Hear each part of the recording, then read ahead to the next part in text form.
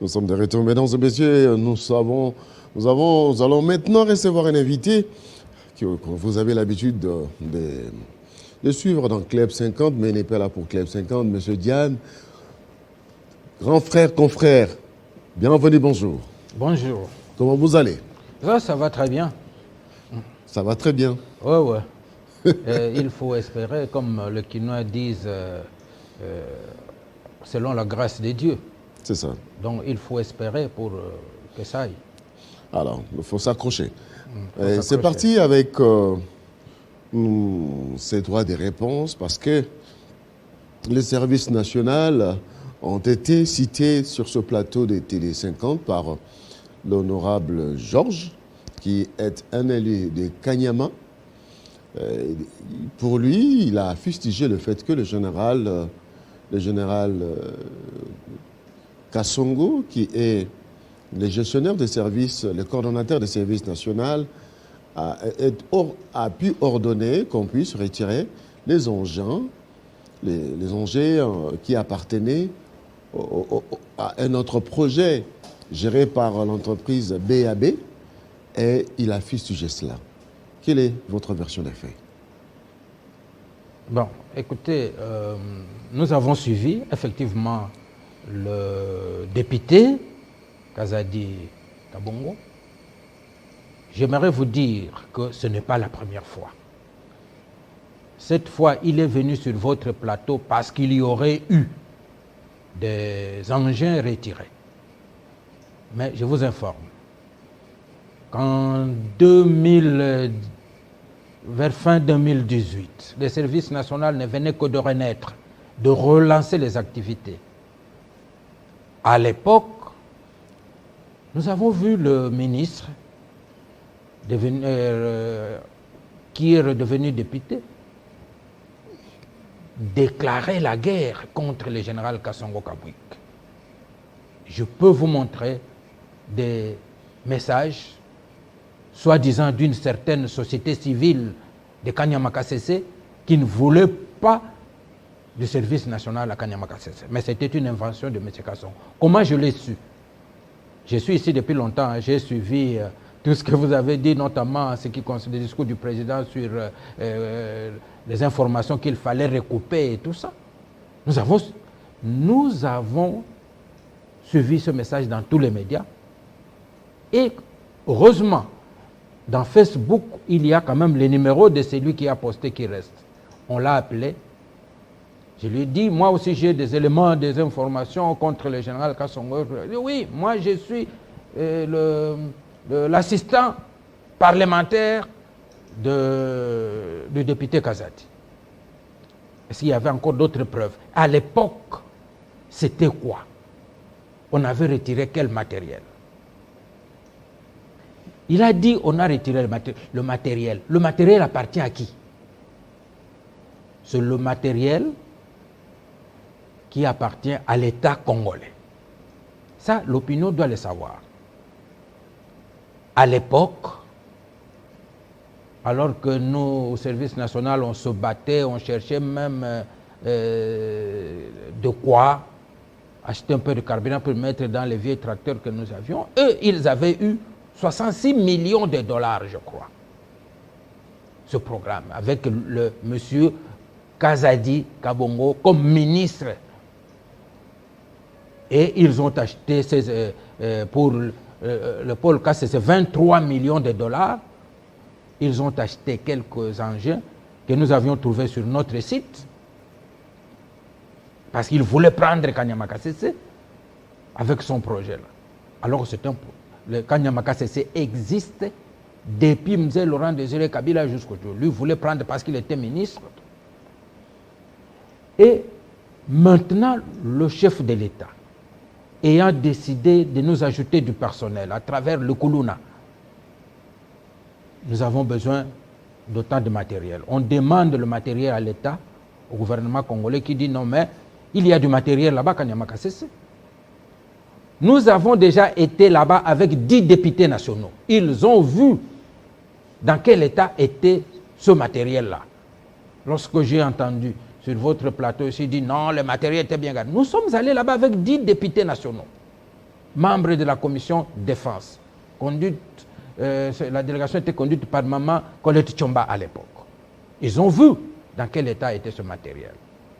Et même lorsqu'à ce moment-là, nous prenons, on arrive là, le véhicule qu'on avait mis à la disposition des députés s'embourbe et qu'il fallait aller vite pour qu'ils prennent leur avion. On avait pris un véhicule, on nous avait donné un véhicule, un minibus parmi ce matériel-là pour déposer les députés à l'aéroport. C'était tout un problème. On a balkanisé les véhicules, on a fait ceci.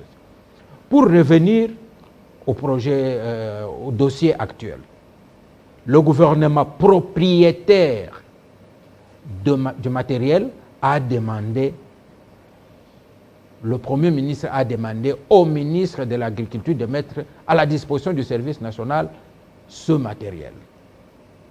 Mais la lettre que nous a présentée le député Kazadi ne donne pas clairement l'information que le Premier ministre a donné quitus qu'on puisse se récupérer. Il demande qu'on fasse l'étude et qu'on lui fasse rapport. Non, je vous ai suivi. J'ai suivi même lorsque vous avez lu cette lettre ici. Il est de mémoire, je retiens ceci, que je vous demande de faire diligence et de droit. Je me demande où est-ce qu'on peut être encore beaucoup plus clair et précis. Vous savez pourquoi M. Kassongo ne voulait pas que le service national... Faire diligence, c'est Manu Militari? Non, est-ce que ça a été Manu Militari? Non. Mais dès le moment où la copie de la lettre nous est transmise, elle nous a été transmise pourquoi? Et vous savez pourquoi? Pour monsieur le député, nous l'avons court-circuité, comme on dit, on lui a coupé l'herbe sous les pieds. Si on avait attendu, même une semaine, 2 semaines après avoir reçu cette lettre, on n'allait pas trouver ce matériel là-bas. Soit on allait trouver quelques épaves et pas le vrai matériel qu'il y a. C'est ça sa colère. Ça, c'est un vrai problème. Alors, est-ce que ces matériels servaient à quelque chose ou ces matériels étaient garés seulement comme ça? Le matériel était garé. Vous êtes les journalistes. Lorsque le service national a produit le maïs, c'est tout le Congo qui sait. C'est tous les environs, Boujmaï, Kamina, tout ça, qui voient le maïs, qui le consomment. Mais le maïs qui a été produit par ce matériel, il est où? Il est où? Le matériel est stocké quelque part. Et à l'ENERA, là, nous les avons trouvés là-bas. Même quand nous sommes allés avec les députés nationaux, ils ont trouvé le matériel là-bas.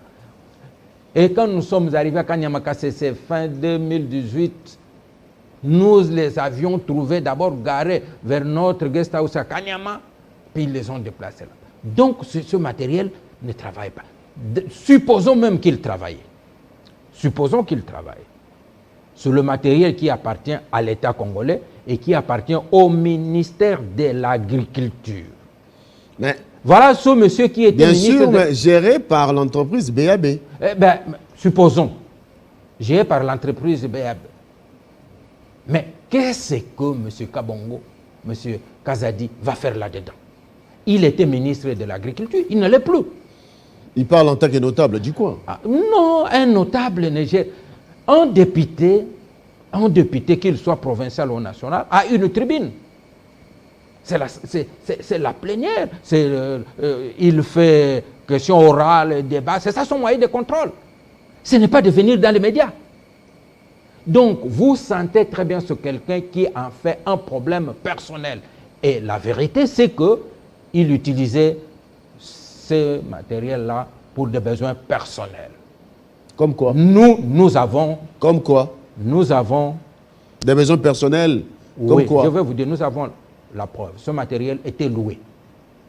Nous avons été aussi des locataires.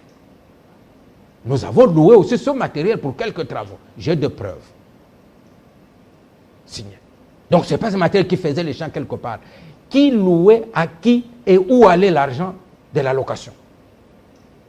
On va nous le dire.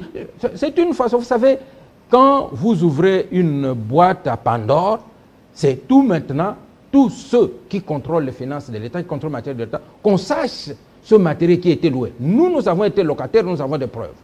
Alors ça, c'est la raison qui a poussé le général à aller prendre ces matériels. Non, mais je vous parce dis... qu'il louait... Non. Alors, c'est que... Nous, je vous dis, ce n'est pas la raison. Parce que nous louons, parce que je loue ta maison et puis à un moment, demain, je la prends. Non.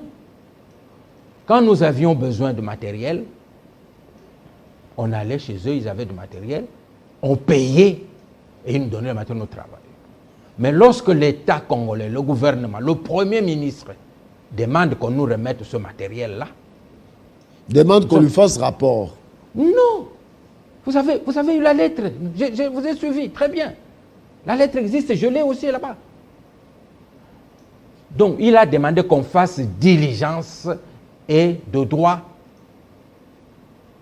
Donc, supposons même que le général Kassongo était descendu sur le terrain.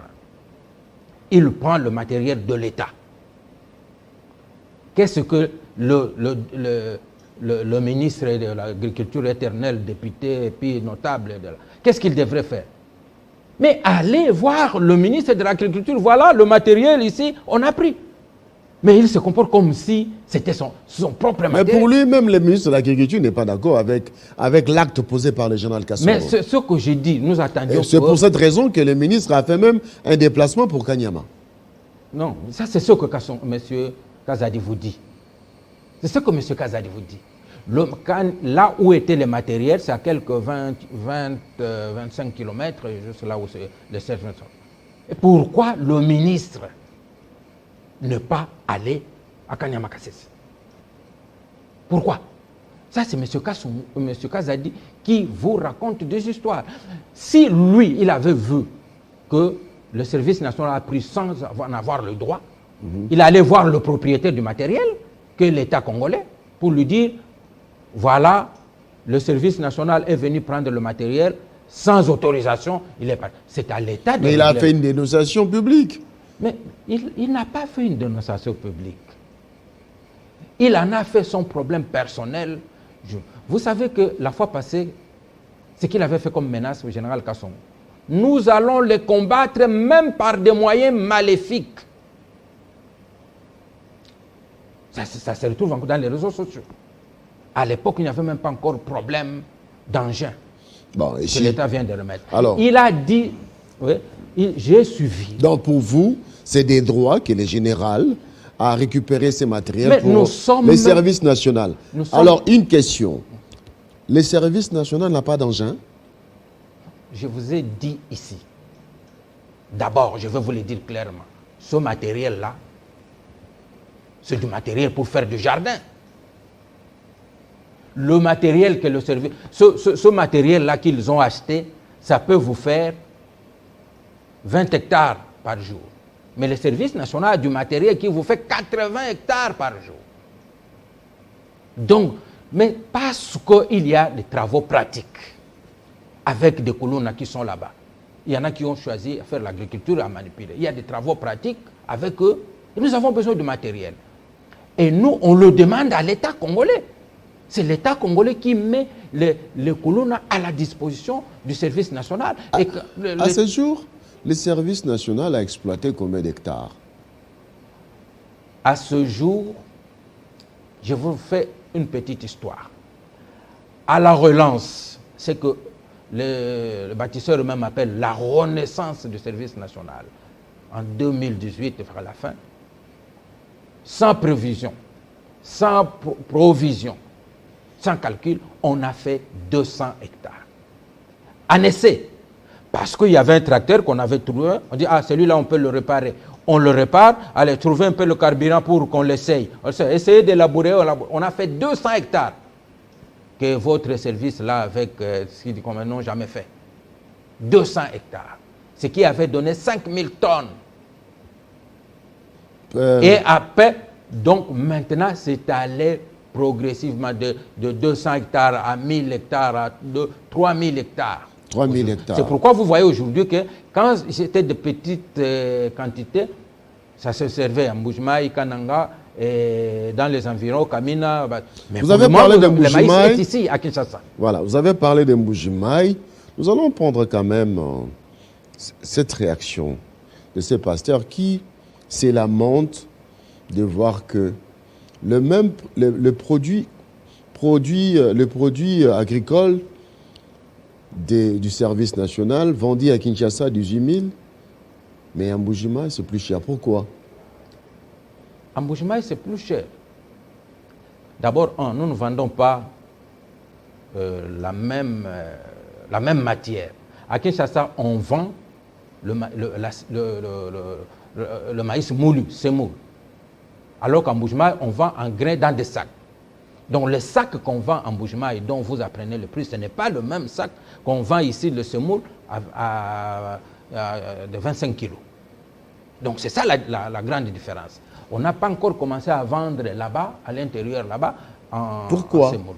C'est impossible de moudre sur place. C'est question de logistique. Question de logistique. Vous voyez même qu'à Kinshasa ici, prenez votre caméra, descendez au beach, là où il y a des quantités de maïs.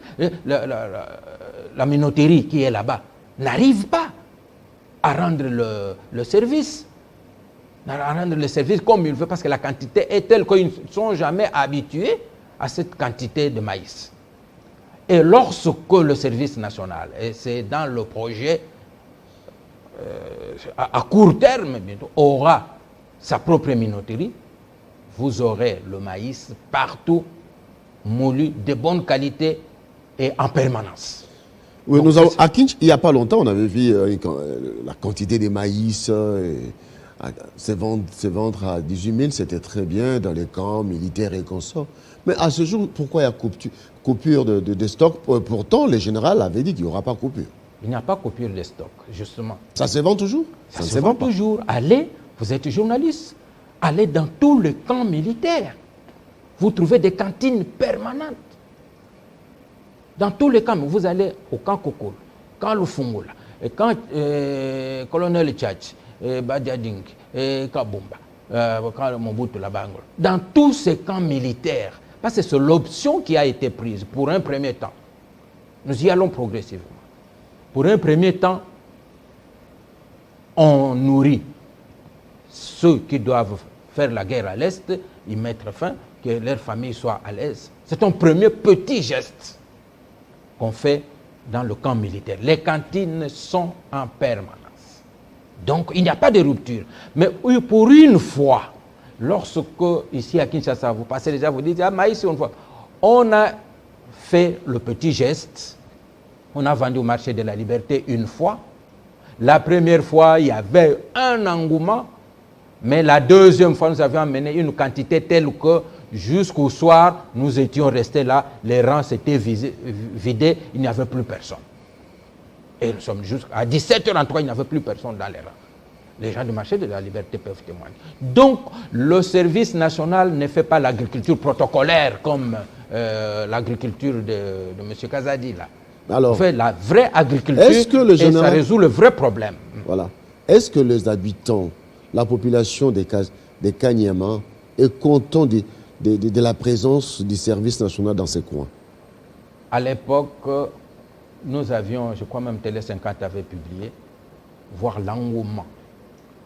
KCC est en train de devenir un centre d'attraction. Les gens vont avoir bientôt une petite cité qui va se transformer peut-être en une petite cité industrielle. Les gens ont du travail. Vous voyez tous les villageois dans le coin là-bas, ils travaillent au service national. Ils ont du travail au service national, ils sont payés. Et vous allez dire que ces gens-là ne sont pas contents. On n'amène pas les gens de Kinshasa pour aller travailler là-bas. Mais pourquoi le maïs produit par le service national n'est pas vendu à Kanyama? Je vous dis qu'à Kanyama, d'abord, l'objectif du service national, partant de son créateur, c'est que là où le service national est installé, il doit créer le développement dans les entours. C'est-à-dire quoi?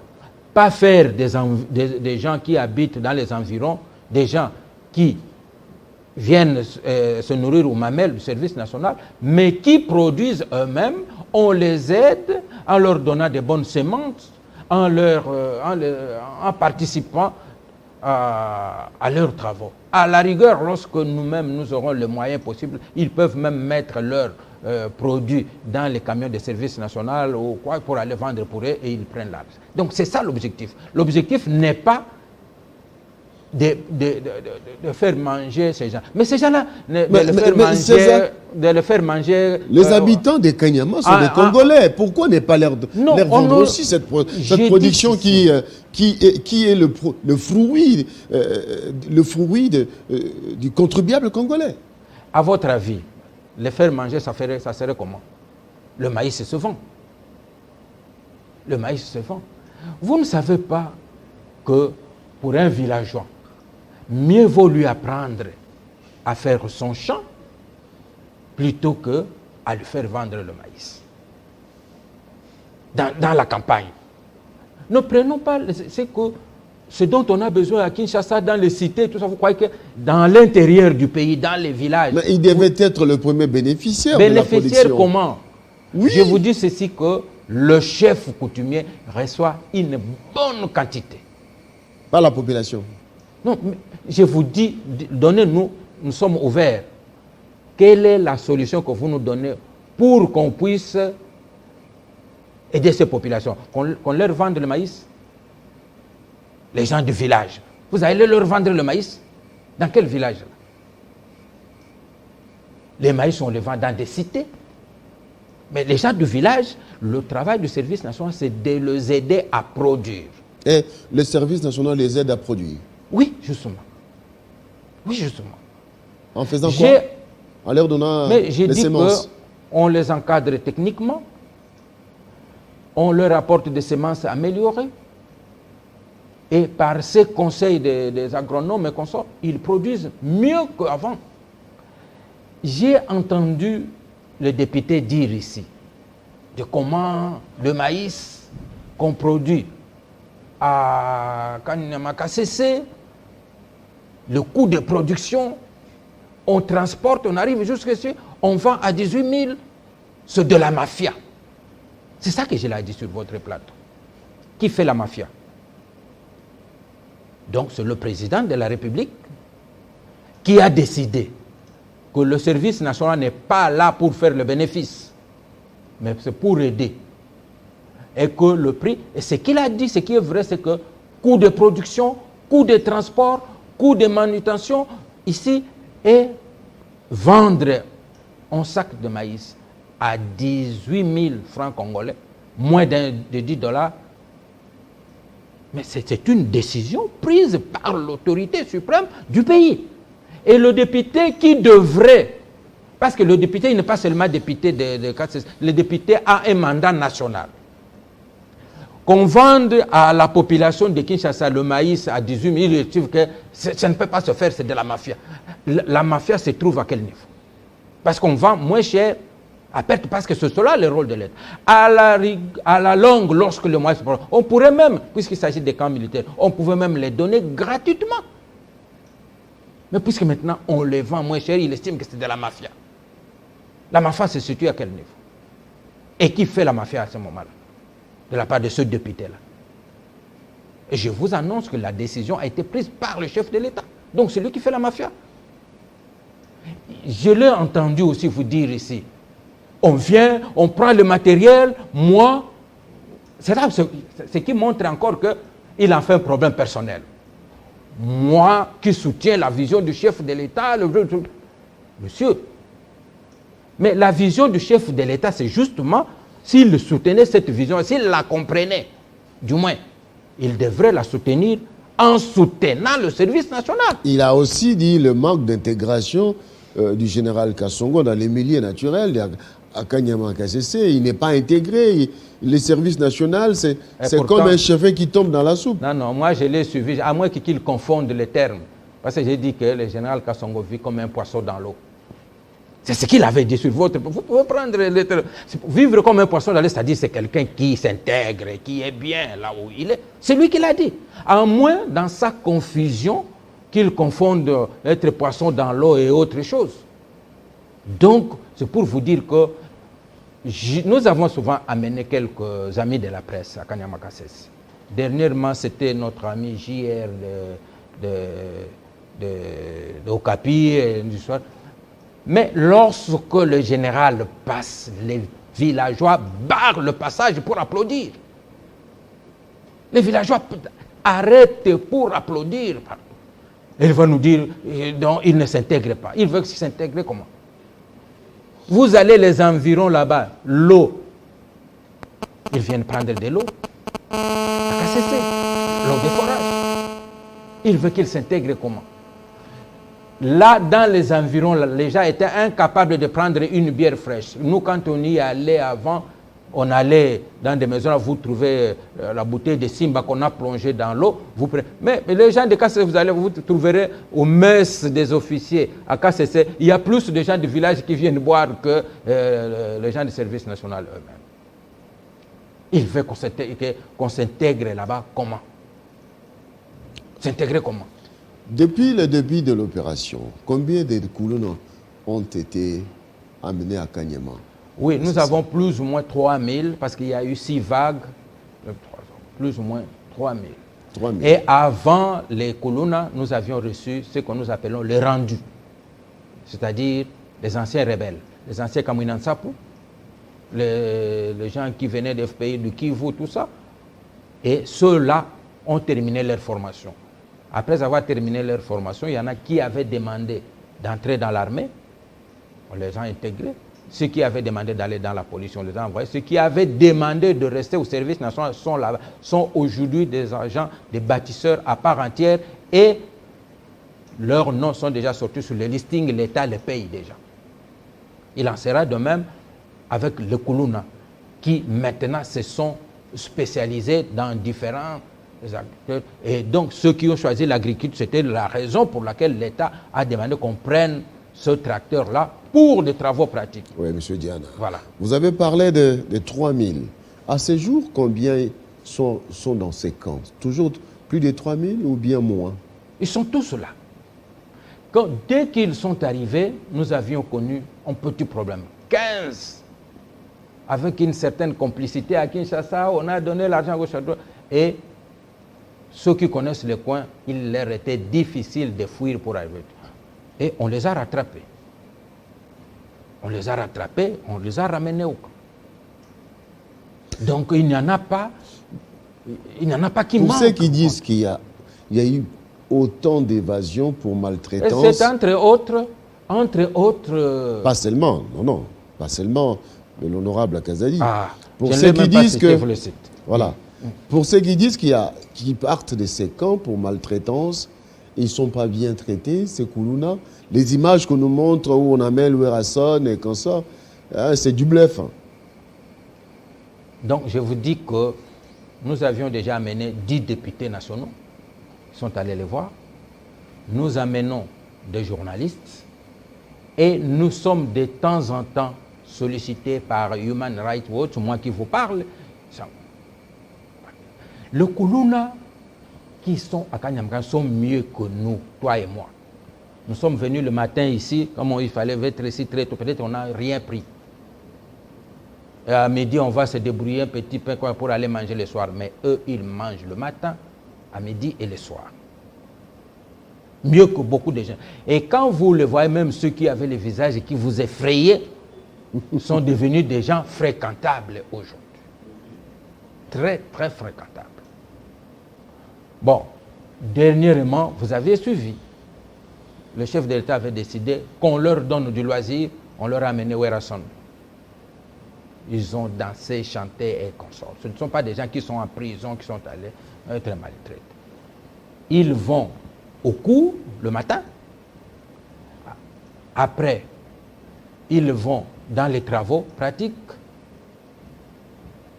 Le soir, ils ont des écrans géants, ils suivent Télé 50, tout ce que nous avons comme chaîne câblée, ils suivent chez eux. Le match, là, comme il y a la Coupe d'Afrique, ils suivent. Et ils sont à l'aise. Et même, ils vous disent, il dit, mais ici, on nous donne le dentifrice on nous donne même le papier hygiénique. Peut-être qu'il y en a qui sont partis là-bas, qui n'ont jamais touché à une pâte dentifrice. Donc, qu'on cesse de raconter des histoires. Qu'on cesse de raconter des histoires. La campagne avait commencé dès le moment où le chef de l'État avait pris le... Voilà l'homme qui soutient la vision du chef de l'État. Dès le moment où on avait décidé qu'on y envoie le Koulouna là-bas, il a commencé la campagne. Soi-disant qu'ils vont insécuriser les gens là-bas. Qu'ils vont insécuriser. Vous avez déjà entendu que tel village se plaint de la présence de Koulouna là-bas, Kanyamakasese? Non, jamais. On a fait une campagne pour que les gens là-bas se soulèvent. Il n'y a jamais rien eu. Les Koulouna, ils reçoivent une formation paramilitaire, c'est-à-dire la discipline. D'ailleurs, ils n'aiment plus qu'on les appelle Koulouna. Le jour où on vous amènera là-bas, vous l'appelez Koulouna, vous direz non, je suis un bâtisseur de la nation. Ils ne veulent plus qu'on les appelle Koulouna. Ils reçoivent une formation paramilitaire. La discipline, c'est la mère de la production que vous voyez là-bas. J'ai entendu les députés dire « Ah, on a mis des barrages, ainsi de suite. » Est-ce que vous pouvez entrer au camp Kokolo comme vous voulez? Est-ce que vous pouvez entrer dans le champ comme vous voulez? Quand il y a un barrage quelque part, vous y trouverez des bâtisseurs là-bas. Il suffit de vous identifier. Vous venez où? Vous entrez. Ici, pour entrer ici à Télé 50, j'ai fait des formalités, même si tout le monde là-bas vous connaît, mais vous faites des formalités pour entrer. Et vous allez entrer dans un camp où on forme les gens, où quelqu'un, je vais vous donner un exemple, ce genre-là, tel que le député là, il est capable d'entrer dans le camp, il crée les dégâts, là où il trouve on est en train de préparer à manger, il met du poison pour qu'il y ait beaucoup de morts. Ah voilà, les enfants qui étaient partis là-bas sont morts en massif. C'est trop fort comme allez. Mais je vous dis que la haine. Donc pour vous, il a la haine contre le général. La haine. Mais je vous dis, il a dit que nous allons combattre Kassongo même par des moyens maléfiques. Il a dit. Est-ce que c'est de la part d'un député, ce responsable? Je ne suis pas venu ici pour m'acharner, sinon j'ai tous les dossiers possibles sur le monsieur. Je peux tout raconter, comment il est devenu ministre, comment, qu'est-ce qu'il a fait avant, d'où il est parti, d'où pour devenir ministre. Je peux tout le dire, mais ce n'est pas mon objectif. Mon objectif est que les gens comprennent, en résumé, que le gouvernement congolais, par le chef de l'État, a décidé qu'on envoie des Koulouna à Kanyamakasese. Et c'est lui qui pourvoit aux moyens techniques et tout pour Kanyamakasese, c'est le gouvernement congolais. D'où? En un moment, le gouvernement dit, vous avez augmenté les jeunes gens, il y en a qui doivent travailler, travaux pratiques avec le tracteur. Voici notre état de besoin. On dit non, mais il y a du matériel là-bas à côté de Kanyamakasese. Prenez ce matériel. C'est d'où vous voyez la lettre du Premier ministre au ministre de l'Agriculture pour un problème qui se traiterait au gouvernement. Mais c'est lui qui a continué à gérer ce matériel tout en n'étant plus ministre de l'Agriculture, en a fait un problème personnel, a démontré que c'était son problème personnel. Je vous ai dit, je vais vous laisser les documents, que nous louons aussi, nous avons des preuves. Donc il faisait louer ce matériel. La compagnie, là où il dit BAB qui gère ça, qui avait choisi ça? C'est lui-même. C'est lui-même. C'est lui-même qui a pris le matériel de l'État. Si vous suivez très bien, vous allez partout là-dedans, cette entreprise-là rend compte à qui? Vous ne trouverez nulle part. BAB là-bas rend compte à qui? Voilà le matériel de l'État, comment on s'est amusé avec. Et au moment où on le récupère pour que ça rende service, effectivement, là où il y a le travail visible, on dit non, mafia, ceci, on a inquisition, et menace, il va aller en justice. Nous attendons qu'il aille en justice. Merci beaucoup, Diana, d'avoir accepté de venir ce matin. C'était votre droit des réponses en rapport avec la citation directe faite par le député Georges Kazadi, qui était mon invité. Eh bien, l'opinion nationale et internationale a compris les réponses et a comparé l'argumentaire des Kazadi. Eh bien, à vous de juger. Au peuple de juger, comme on dit. Merci d'avoir accepté l'invitation. Merci beaucoup. Mesdames et messieurs, ça n'est donc fini avec moi ce matin. Eh bien, restez sur votre chaîne. Et puis voilà, à 13h, vous aurez votre grande édition du journal. 19h, la grande édition du soir. Et je vous retrouve encore demain matin dans 50 bonjours. Pendant ce temps, restez en bonne santé. Prenez soin de vous. À bientôt. Que Dieu vous bénisse. Tout le monde à la maison, happy birthday. Happy birthday. Happy birthday. Personne ne peut oublier, c'est pas juste pour les billets. Aujourd'hui c'est ton jour, c'est ton meilleur jour pour briller. Il faut chanter, faut crier, il faut danser, faut prier. Aujourd'hui c'est ton jour, des messages d'amour par milliers. Et t'auras tout happy birthday. Tout le monde à la maison, happy birthday.